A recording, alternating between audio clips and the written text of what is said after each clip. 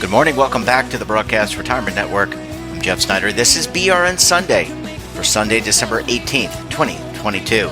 We've got another great show for you this week as we break down all the news and events with members of the media, academia, financial services, and government. So sit back, relax, enjoy this episode of BRN Sunday. But if you're tired of the same old story, turn some pages. Well, we're going to kick things off with a look at what's happening on Capitol Hill in terms of legislation, litigation, and regulation. Joining us on the line, you know them as the Legal Eagles. They're also known as David Levine, Kevin Walsh. Both are principals with Groom Law Group, and that's an employee benefits law firm based in Washington, D.C. Gentlemen, thanks so much for joining us again on the program this morning. Thanks for us on, Jeff. You know, it's always good to be on the show as we get closer to the holiday season. There tends to be either a rush of legislation or a rush out of D.C., and I think this week we're going to talk a little about what's causing the rush of excitement in D.C. Well, David, thank you for that, Kevin, for that intro. And we talked earlier in the week with some colleagues of yours, Tim Rouse of Spark, about Secure. What's the latest on the continuing resolution, the budget, and possibly Secure 2.0? Sure. Well, let's talk about this. As we sit back here on the weekend and look back, the first thing is to keep in mind, as we've talked about before, no matter what, retirement legislation doesn't usually get through Congress on its own as its own standalone bill. It's been a long time since we've had that. Instead, retirement legislation like Secure 1.0 often gets stapled onto these omnibus, like big funding bills that fund the entire government for the rest of the fiscal year, and it becomes part of it. We still call it like Secure, but it's part of the big bill. The reason I say that is that what we're looking at right now, we had been looking at a deadline of like the end of this week where the funding was going to run out. And it took until late in the week for Congress to reach a framework agreement between the Democrats and Republicans on spending at this point. And the key about that is that frame. All right, guys, we got to start this over. Kevin, you got to mute. We hear all your kitchen stuff. I'll mute. Okay, Here we go. Sorry. No problem. Here we go. 3, 2, 1. Where we're going to kick things off with a look at regulation, legislation, and litigation. Joining us on the line, they are known as the Legal Eagles. We also know them fondly as David Levine, Kevin Walsh. Both are principals with Groom Law Group. That's an employee benefits law firm based in Washington, D.C. Gentlemen, thanks again for joining us on the program this morning. Thanks for having us on, Jeff. And, thanks, listeners. We know as the holidays approach, people like to, do a little bit more baking in the kitchen. And I think this week we're going to focus on some legislation that Congress has been cooking up for a while. I like that. I like that analogy, David. Lots been going on in that easy bake oven, or maybe it's not an easy bake oven. It's an oven nonetheless. What's going on with Secure 2.0, the budget, and the continuing resolution? Sure. It's been a busy week, Jeff, as we look at things. To put a little bit of context behind this, because we've been talking to you and to listeners for a long time about legislation now. The way that legislation, the way that Secure 1.0 went and got enacted, is that it doesn't, in the retirement space, usually get enacted as a retirement bill on its own. It's been a long time since we've had that. Instead, retirement legislation usually gets stapled onto one of the big sort of must-pass pieces of legislation. Right now, we're in one of those moments. Government funding was supposed to run out on Friday, and in the middle of the week, the congressional negotiators reached an agreement on a funding framework, which basically says how much money is going to be spent. And then later in the week, they agreed to a 1-week short-term funding bill that says, okay, we got a week to finish nailing this down, and hopefully by the end of next week, everybody gets together, votes and we have government funding through the end of the fiscal year, which the government fiscal year is in calendars. I think it's September 30th. The key reason why that's so relevant is now that we have a framework, there's a lot of word on the street, commentary, things you hear about that Secure 2.0, the retirement legislation where we've gone into the details, and that I'm not going to do today, is going to move forward as part of this omnibus funding package. Now, where are we on that? Don't forget, the House passed Secure 2.0 early this year by an extremely lopsided, I think it was like 414 to 5, if I remember correctly, bipartisan vote. The Senate has a series of bills that have been reported out by different committees in the Senate. But there's been a lot of work going on behind the scenes. Staff have, at the committee levels and also on the House and Senate side, have been working to get to a sort of harmonized Secure 2.0 language. So instead of that old how a bill becomes a law discussion of it comes out of committee and it gets voted on and goes to conference, skip all that. What's happening here is agreed to text is being worked on between the House and Senate subject matter experts that will be included in the bill. Obviously, the members of Congress have to be comfortable with it, that even though staff is doing a lot of the lifting for the members at their direction. And what is going to happen is expected to be included in the omnibus bill. Now, is it very likely the omnibus bill is going to go forward? Yes. Is there always a chance it won't? Correct. And then they would just do a continuing resolution, likely just to fund the government, which would mean Secure 2.0 would not move along at this point. On the more substantive, just for a moment, on the substantive side, there are still some slight details being worked out. There's a lot of discussion out there on various things. Like, for instance, there was some slight disagreement on 403Bs between the House version and the Senate version. That's all getting hammered out right now. We can get really in the weeds. The key is we're getting towards the end. Some things may drop out. Some things may get slight tweaks in order to get to compromise, but we are getting close. So if I go by the weekly odds meter here at this point, last week I was at 50, 55. Now I'll put it at like 70. But at the same time, there's no guarantee here. Mr. Walsh? Kevin, I think you're on mute, Kev. Kevin just believes what I said is so perfect. Yeah. He has nothing to add. I'm floored. I am as well. Well, if he while we're waiting for Kevin, I think Kevin just dropped off. He might be trying us back on. But David, how will we know what? Oh, he's joining. Hi, Kevin. Are you back? Kevin? He's still floored by what I said. Yeah, he is floored. But David, how will we know what provisions are included? So you're talking about this big bill. Does that get reviewed? Like, will we know what provisions? For example, the RMD age going to 75, things around emergency savings for small businesses. How do we, you, David, or you, Kevin, and how do we see what is actually going to be included? Well, we're going to have to wait for bill text, and it's going to come out pretty late here. I expect that the things you listed, like RMD and emergency savings, will be in there. I think there are some of the less contentious. There's consistency between House and Senate. I'd be shocked if those were not in there. I also am hopeful that an upbeat, but you never know until you see it, that a lot of the effective dates, because remember, Secure 2.0 would have had effective dates of like 1/1/2023 for a bunch of things. Mm-hmm. That would make for a lump of coal in people's Christmas stocking here if you have to be rushing to get things up and running. And systematically programming for like vendors and record keepers and TPAs probably isn't practical by 1/1/23. But I think that the industry, I know we've been active in communicating with folks on the Hill, our entire lobbying team. I think it's important to keep in mind. I think folks on the Hill understand how the retirement industry works and the system works. So I would expect that, and hope, expect is probably strong, but hope that a lot of the deadlines, that 1/1/23, the effective dates will be pushed to 24, which will give us a nice 1-year runway to get it together. I see Kevin is with us, So I'd love to hear my colleagues' thoughts. Kevin? Well, it sounds like, David, that Kevin is keeping those thoughts to himself because I can't hear him. But look, I think this is good news. 70% is a better number than 50%. It's just a matter of we've got to just wait and see. And to your point about effective date, yeah, I mean, system implementations don't happen overnight, and if there are things that have to be programmed, you just can't hire people at the last minute to do this. It's got to be tested, worked through, and procedures developed to make sure that things are processed on time. So. Well, and Jeff, I'll add one final note. Take, for example, one of the items that's out there from Secure are long-term part-time employees and letting them in plans.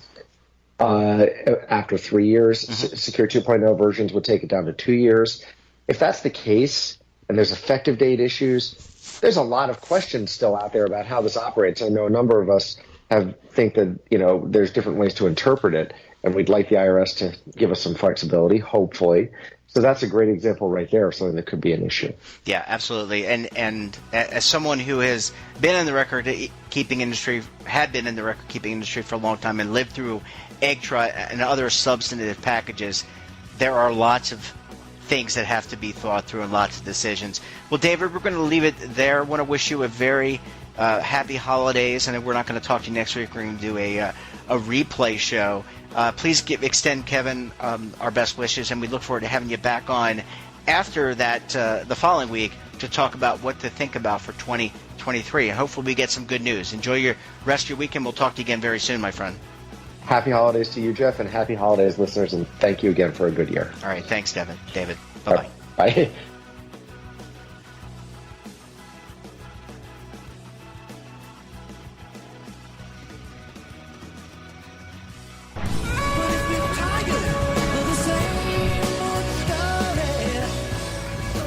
Imagine a new television network that will make you richer, healthier, and in control of your financial future.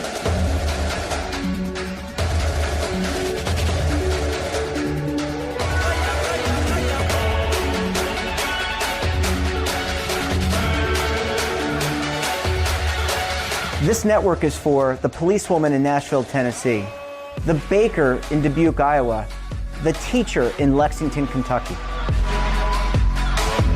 We want to make the idea of savings and retirement culturally relevant. But what do you see as a defining issue of the midterms? Especially for the smaller businesses. I mean, they are the lifeblood of the American economy.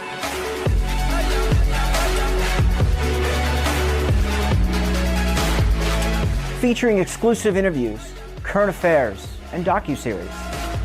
33 years old, you retired early. The philosophy is money only matters if it helps you live a life that you love. But you got to start thinking about retirement as soon as you get in. The Broadcast Retirement Network will drive very high engagement with premium partnerships. So this isn't retirement and savings for your parents or grandparents. This is for all Americans. And we're going to change the way you think about money.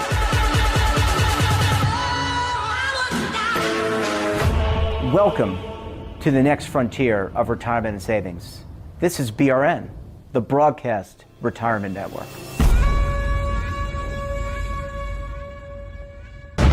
Tax audits, tax liens, wage garnishments. Every day we hear stories like this about good folks who are simply struggling to pay their bills. Each of them are living a frightening IRS tax nightmare, and they are afraid it will destroy their lives. I'm a divorced single mom, and my ex-husband left me and the kids with a lot of unpaid bills, including unpaid taxes. I was really starting to show my stress on my kids because the IRS had sent me a letter demanding a huge payment from me. I couldn't afford it. So then the IRS was threatening to garnish my wages. I'm already living paycheck to paycheck. That would have put me over the edge financially. It truly seemed hopeless, but then a friend at work told her to call the tax relief line. The people at the tax relief line, they told me about something called innocent spouse relief. They worked it out so that all of the taxes from my ex are not my problem. I don't know how that works, and I don't care. All I care about is that I don't owe the IRS a dime, and they are not going to take my paycheck. Even if it seems hopeless, you should call the number on your screen right now. There is absolutely no cost for the call or the consultation. You are under no obligation. If you are worried that the IRS could garnish your wages, seize your assets, even take your home, call us right now. The Tax Relief Line is here to help you. Now you have a knowledgeable, professional team of tax experts that are ready to negotiate with the IRS and fight for you to save you money. The Tax Relief Line's professionals have successfully negotiated thousands of cases, reducing and sometimes even eliminating the tax debt for their clients. It's very easy to get started. Simply call the number on your screen right now. You don't have to live in fear anymore. The call and the consultation are free. Welcome back. Now we're going to break down the markets, talk a little economic data. Joining us on the line, he's the lead anchor for the TD Ameritrade Network, Oliver Rennick. Oliver, thanks so much for joining us again on the program this morning. Always. Thank you, sir. Well, we appreciate it. Let's talk about the Fed first, because our friends at the Federal Reserve raised interest rates. You want to talk a little bit about that, the economic impact, and we can get into markets. Yeah. The response from the market was pretty interesting. The economic impact is fairly straightforward in its direction. It's somewhat of a mystery in its impact. Still, we know the Fed's plan now quite clearly. They're going to keep hiking until they get to at least 5%, unless inflation somehow miraculously drops. But the impact is the big question. How much damage have they already done, and how much will they do with this next two hikes, basically? And seems like the stock market now is starting to tell us that there is some damage being done, maybe more than we expected. And the logic for reasoning that is that equities are no longer rallying when bonds are rallying. So there's a really big break in the relationship from the past year where it looks like yields are going down, not just because inflation has possibly plateaued or peaked, but because investors now are also buying bonds for yield and as a safety trade and as a hedge for economic malaise, which in some respects is a good thing because it means our asset classes are behaving in a more traditional fashion, but it also means that the odds of recession are probably going higher to the point of inevitability. Well, Oliver, we don't know the severity of what the recession is. We're just going to have to live through that. I mean, anyone who tells you they know probably doesn't really know. That's just my opinion. But let me ask you, this week on Friday we had someone from the National Federation of Independent Businesses talking about small business confidence. Though it came up a little bit in November, small business confidence still not great. Here we are heading into the holiday season, I mean the prime holiday season. As you know, because from someone covering the markets, I mean, small business is the lifeblood of the American economy. Yep. Any concerns? What about it from your perspective? I won't say any concerns. I don't want to lead you down the road, but what's your perspective on this that's what true. you're seeing? One of the most important parts of the stock market that I'm watching right now are the regional banks. Regional banks are basically a referendum on the small business and the individual consumer as well. Regional banks provide the loans to kickstart small businesses. They bank for small businesses. They connect people with houses and mortgages. And regional banks are then a very good inside look at the economy. And regional banks on the stock chart are really struggling right now. Regional banks have had two really big sell-offs in the last couple of weeks. One of the biggest sell-offs they've had in 3 years. It's a group that people watch, but is not necessarily the top attraction when everyday folks are talking about the stock market. But so they can give you some important insight, I think, that generally goes overlooked. And what they're telling us is that small businesses really are ailing. So it's no surprise that our surveys of small business sentiment are still weak because that group is starting to break down, and that probably reflects a drop in activity at small businesses. Oliver, when you look at the broader, I guess, the world market, China with the COVID lockdowns and the protests, I guess the protests have dissipated. There are no more lockdowns there. COVID is still a thing. Here we are 2.5, almost 3 years later. It's still a thing, at least in some global parts of the global market. What's been the impact in general with the Fed, with COVID, beyond China, and also the rising interest rates here in the States? Because other central banks have followed suit. The China situation is another wild card in markets right now. There's one train of thought that says China's reopening and recovery will push inflation back higher, but we don't really see a lot of signs of that being the case when we look at markets. Crude oil is pretty close to the lows. It's had a steady decline for the better part of 3 months, even longer, but for the China-specific story, you don't really see any activity in the crude oil market that suggests there's some big rush of demand coming. You don't really see it in copper either. You see it in some of the Chinese stocks that are seeing their valuations expand again. But apart from the Chinese stock market, there's not a lot of signs that it's going to have a big, grand impact on the inflation discussion just yet. Now, I think there's good logical reason to think that it will stoke some degree of inflation still, but it's just not showing that right now, so I don't want to get too carried away in making that assumption. However, it's probably easier to argue and more convincing to argue that some of the Chinese stocks that have been in a bear market for almost a year longer than our own bear market are probably set to do a little bit better than their U.S. counterparts if China is reopening. Oliver, last question. We're not going to talk about FTX specifically. There's been a lot of developments this week. There's, obviously the detention of the proprietor who founded FTX. There's also testimony going on, I think, in the Senate and the House around cryptocurrency. Let's just step back. Without naming names and focusing on specific brands of crypto, I know this is one of your favorite topics. That's why I wanted to end it before you threw tomatoes at me. Let's talk about how is the crypto market still reeling? It has not looked good for many, many months, and especially these last few weeks with what's transpiring with FTX. But has it recovered a little bit, and is it still moving in correlation with other asset classes? It is and it isn't. It generally is still correlated with stocks, but it has lessening by the day, basically. And it's, I think, going to depend where the next really big move is. Bitcoin's basically been stuck in a range since the FTX blow up. And now we will find out if it's going to make new lows or break out higher.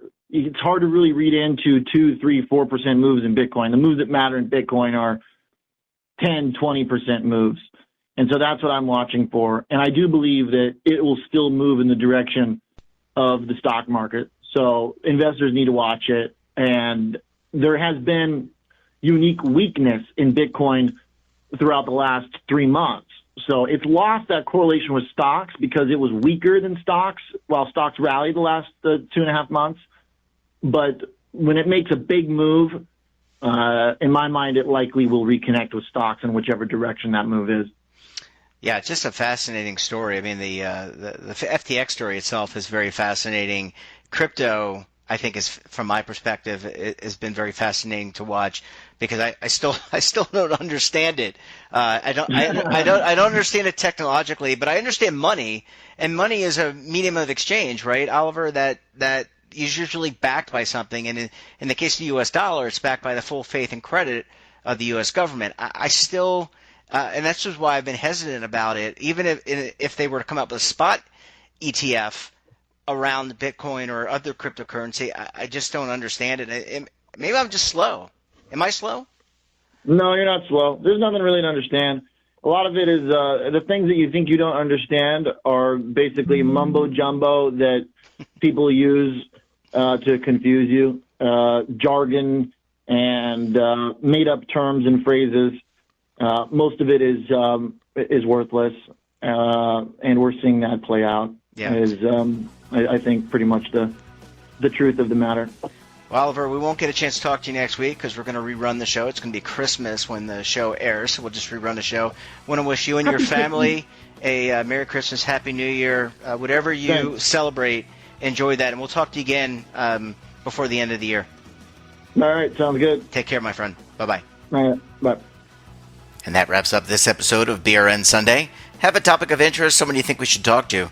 Drop us a line, and don't forget, for all the latest curated news and lifestyle, wellness, finance, tech, so much more, and all in one place, check out today's edition of our daily newsletter, The Morning Pulse. Want to search our archives, check out our latest content? Well, visit our website and, of course, all of our streaming partners. We're back again tomorrow for another edition of BRN AM.